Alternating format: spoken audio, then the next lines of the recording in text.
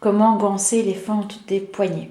On a là le bas de la manche, l'envers du tissu est vers nous. On a la ganse, donc la bande de tissu qui est coupée dans le biais et qui est légèrement extensible parce qu'elle est coupée dans le biais. J'ai déjà fendu la fente ici, donc avec des simples ciseaux droits. J'ai coupé sur la ligne jusqu'au bout, jusqu'au repère qui est indiqué. Et sur le pas à pas, vous avez ici un petit point bleu et ici un petit point vert qui vous montre les deux angles qu'on va devoir écarter. Okay. Donc on va prendre la manche, la fente, et on va écarter de cette façon les deux côtés de la fente pour que les deux côtés se mettent sur une même horizontale. Okay. Donc vous allez avoir du coup plein de plis qui vont se mettre ici, à cet endroit-là. C'est normal, il n'y a pas de problème avec ça.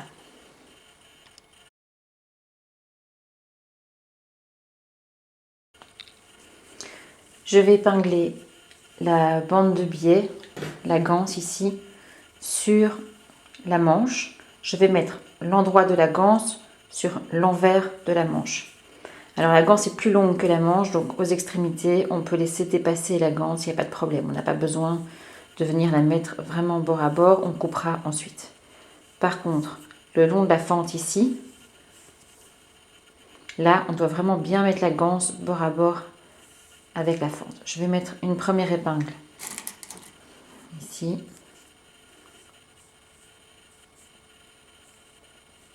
Donc moi, je pique toujours mes épingles deux fois si j'ai des doutes, si j'ai peur que les épingles risquent de glisser et de tomber du tissu. Okay. Je continue vers le centre de la fente en tirant un tout petit peu sur la ganse, mais pas sur la fente. Donc je tire juste un petit peu ici sur la bande de biais.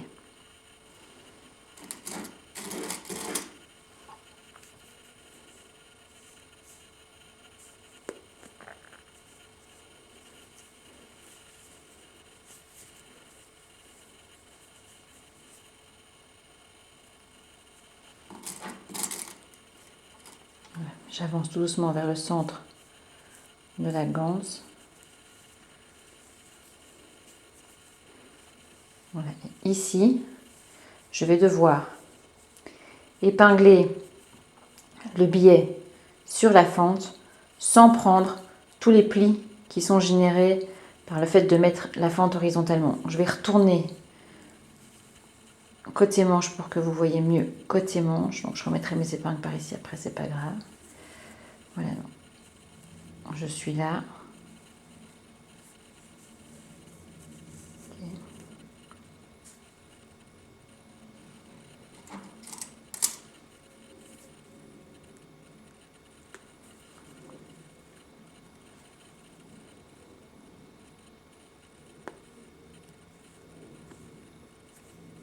Je vais vite remettre mes épingles de ce côté-ci.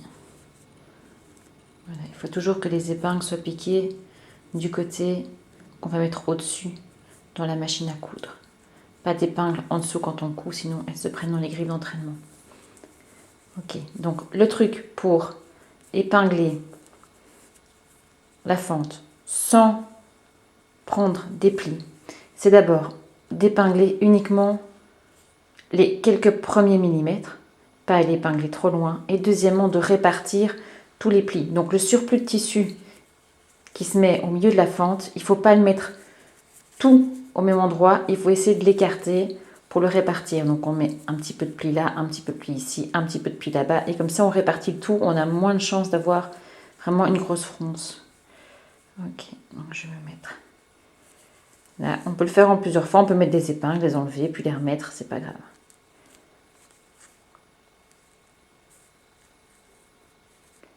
Ok. On va coudre à 2-3 mm du bord ici, donc s'il y a des plis qui se mettent après, c'est pas grave, il faut juste qu'il n'y en ait pas sur les 2-3 premiers millimètres. Voilà, juste là où j'ai mis l'épingle, donc sur cette distance-ci, j'ai pas épinglé de plis. Je vais faire la même chose là. On va mettre comme ça.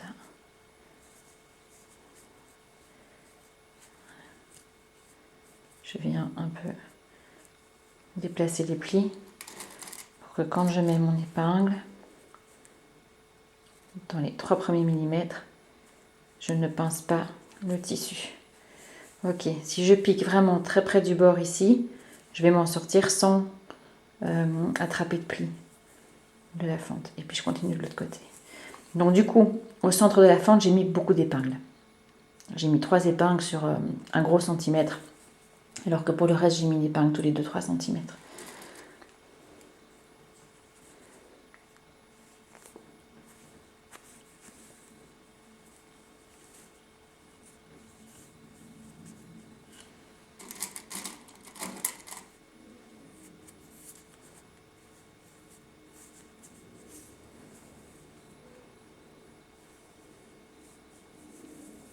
Et voilà. On est au bout. Donc, comme je disais tout à l'heure, la ganse est plus longue que la fente. C'est pas un souci, c'est une sécurité. On coupera ce qui dépasse à la fin. Donc maintenant, tout est épinglé, bien droit. Je vais pouvoir piquer là à 2-3 mm.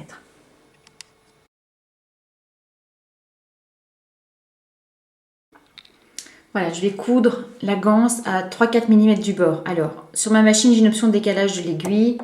Donc voilà, je peux bouger mon aiguille. Il y a ça sur la plupart des machines contemporaines. Voilà, ici, l'aiguille est au milieu. Donc, quand l'aiguille est au milieu, elle pique bien en face de la rayure centrale du pied, au centre du pied. Et moi, je vais décaler mon aiguille de quelques millimètres vers la gauche.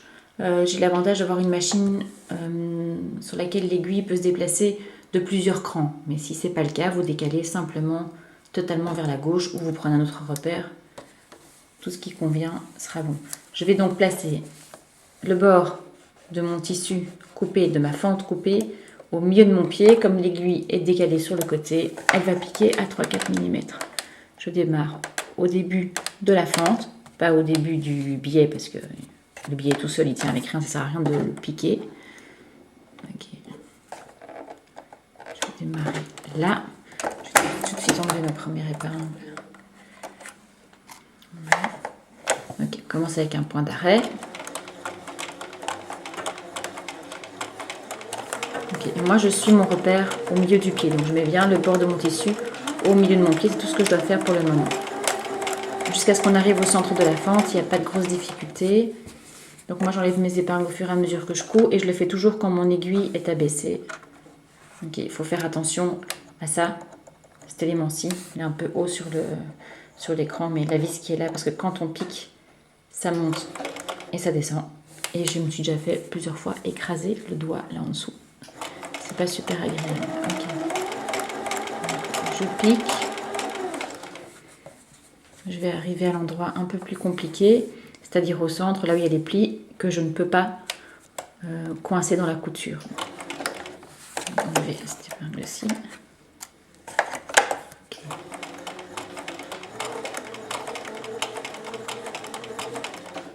Alors, les épingles qui sont au centre, je vais les laisser le plus longtemps possible. Je ne vais pas essayer de piquer le centre en une fois, je vais beaucoup m'arrêter, quitte à faire parfois un point à la main.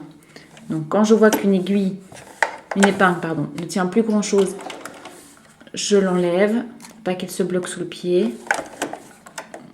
Mais il faut que je les laisse jusqu'à ce que le pli qu'elle tienne soit cousu. Ok, celle-ci c'est bon, je peux l'enlever.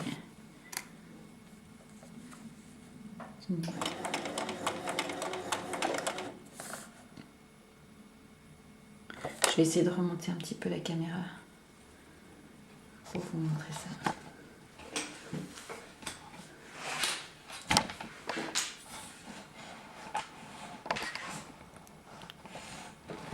Voilà, peut-être que là vous aurez aussi une vue différente. Ok. Celle-là, je l'enlève. C'est parti. Voilà, l'endroit le plus compliqué est passé. Maintenant, il suffit de coudre jusqu'au bout en gardant bien le repère, c'est-à-dire le bord de la fente au milieu du pied.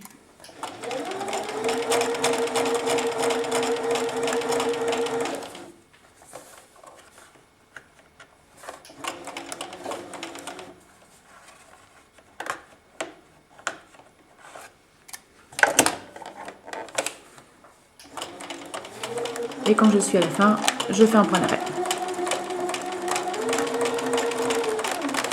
Ok.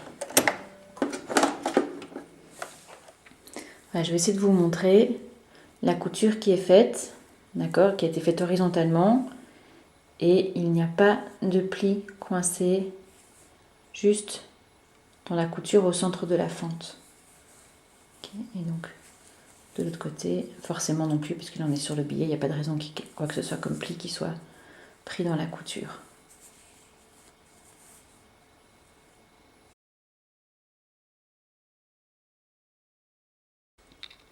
On passe au repassage. Magnifique planche à repasser. Alors, on va repasser simplement les marges de couture de 3-4 mm qu'on vient de coudre vers la ganse, donc vers le bas dans ce cas-ci. Elles doivent être repassées vers la bande du billet. Ok, ça, et je repasse vers le bas. Je ne vais pas trop aller monter près des plis. Oh là là, beaucoup de vapeur. Je ne vais pas monter trop près des plis pour pas marquer les plis au fer à repasser non plus. Okay. Okay.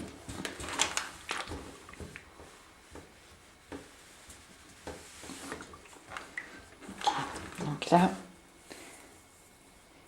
les marges de couture de 3-4 mm sont repassées vers la ganse.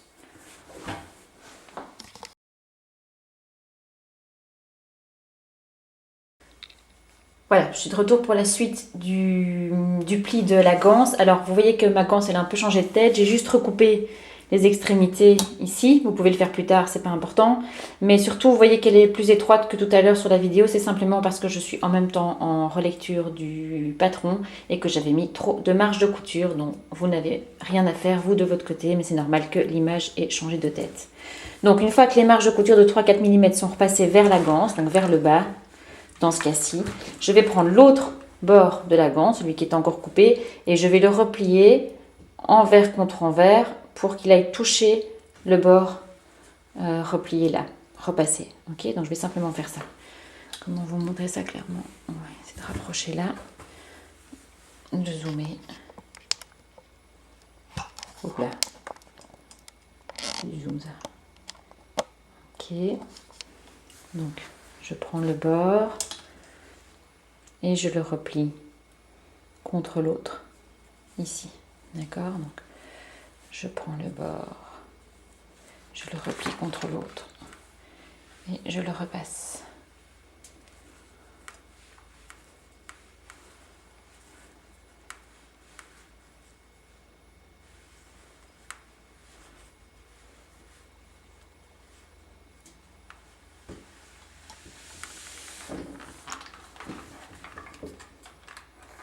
Ok, et pour terminer, une fois que ça c'est fait, je prends le bord replié qui est en bas et je vais le ramener contre la couture que j'ai fait précédemment.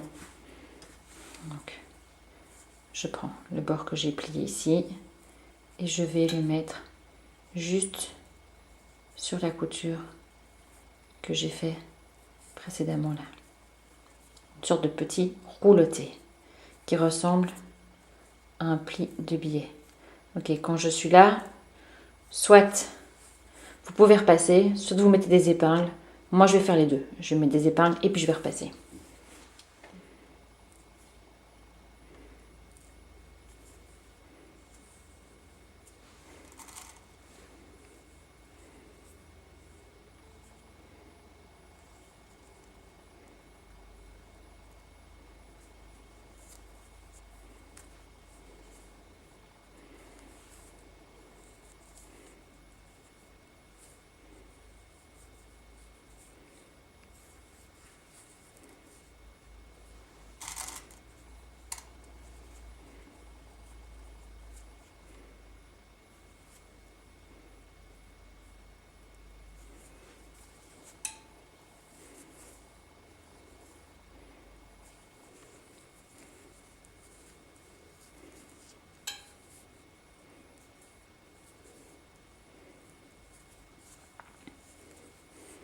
Quand j'arrive au centre de la fente, je dois toujours travailler sans prendre les plis qui est au centre de la fente.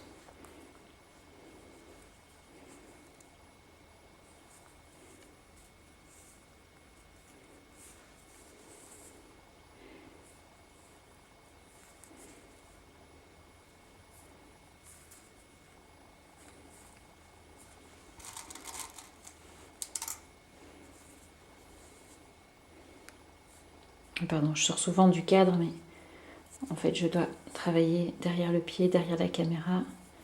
J'ai le dos un peu tordu, donc j'ai pas un geste hyper fluide.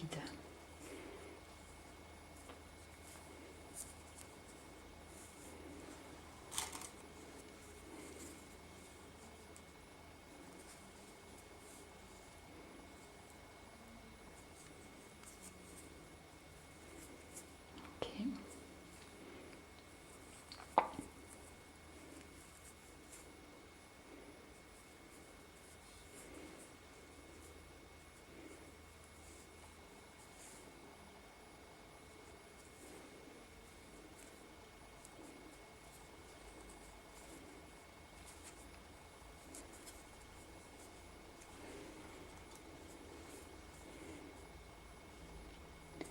Je sais pas vous, mais moi c'est le genre de geste pour lequel je prends pas mal de temps. Je préfère peaufiner le moment où j'épingle, le moment où je repasse, voire faufiler si c'est nécessaire. Voilà, que de découdre un truc qui serait mal, qui aurait été mal positionné. Voilà, donc j'ai épinglé la ganse, repliée à la manière d'un billet.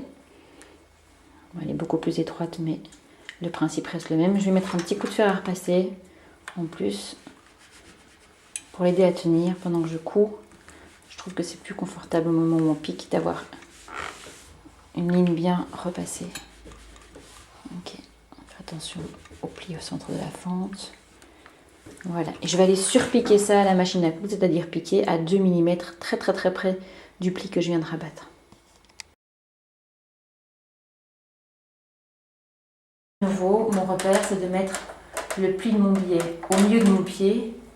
Là, le pli du billet au milieu du pied avec l'aiguille un petit peu décalée par là. Ok, là c'est bon, je suis juste pas assez en dessous du pied pour commencer. Ok, fil bien tiré vers l'arrière. Voilà, l'épingle, je ne vais pas pouvoir la laisser très longtemps. Hop.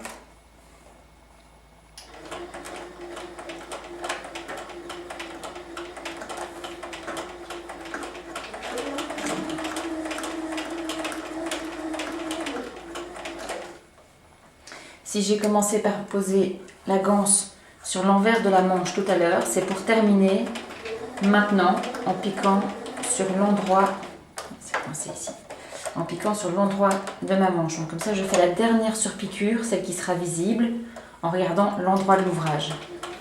Je fais ça en ce qui me concerne pour tout ce qu'il faut surpiquer, les ceintures, les billets, etc. Vous verrez que chez moi, il faut toujours d'abord poser la ganse, le billet sur l'envers de l'ouvrage pour terminer sur l'endroit pour le surpiquer du côté qu'on voit.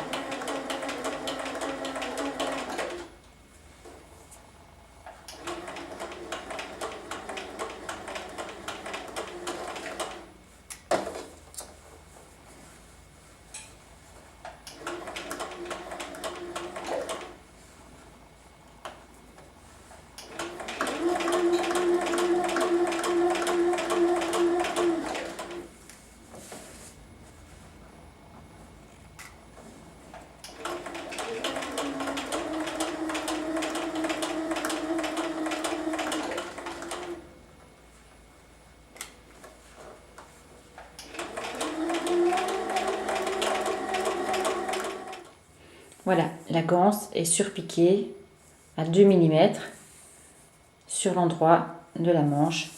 Elle tient bien partout. Okay. Si je dézoome, okay, on voit que la fente est gancée.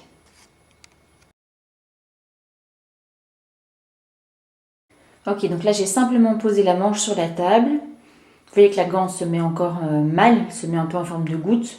Ce que vous voyez, ça, c'est l'envers du tissu. Donc c'est l'envers de la manche. Je dois encore pincer la pointe ici, pincer l'extrémité de la fente. D'accord? Pour aller coudre, faire un petit point ici. D'accord?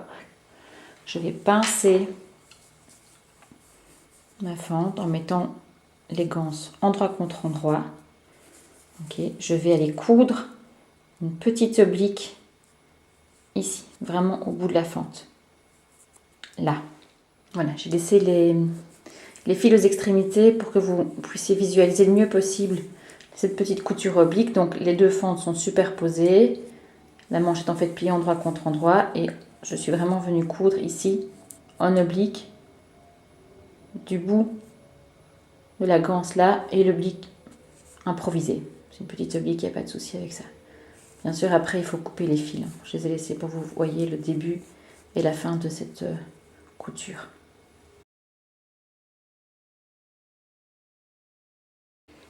De retour sur la table, toujours avec l'envers de la manche qu'on voit ici. On voit que la couture a été faite à la pointe de la fente. Donc ce qu'on va faire, c'est rabattre les ganses vers le côté le plus large de la manche. Donc vous avez le côté étroit, le côté large. On va prendre le petit triangle et on va le pousser vers le côté large de la manche. Donc en fait, la ganse du côté large va se replier contre la manche comme ça, alors que l'autre reste seule, elle n'est pas superposée, d'accord? Donc on fait ça, ici on vient replier. Vous pouvez mettre une petite épingle là pour maintenir, pour vous en souvenir.